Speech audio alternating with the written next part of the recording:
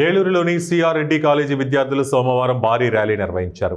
ప్రతి ఒక్కరూ వందే మాతర గీతాన్ని స్మరించుకోవాల్సిన అవసరం ఉందని డీఎస్పీ శ్రావణ్ కుమార్ సూచించారు. ఈ గీతం స్ఫూర్తితోనే దేశానికి స్వాతంత్ర్యం సిద్ధించిందని ఆయన పేర్కొన్నారు. అనంతరం విద్యార్థులు వందే మాతర నినాదాలు చేస్తూ ఉత్సాహంగా పాల్గొన్నారు.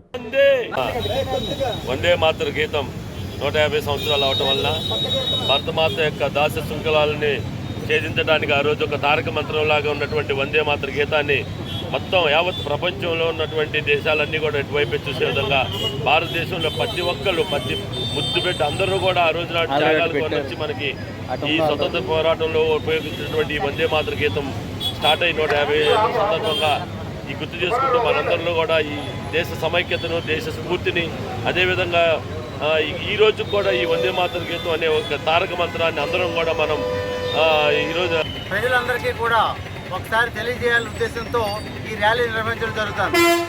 1975లో బంకించంద్ర చటర్జీ ఈ వందే మాతరం అనే జాతీయ గీతాన్ని రచించడం, అది దేశానికి అందించడం జరిగింది.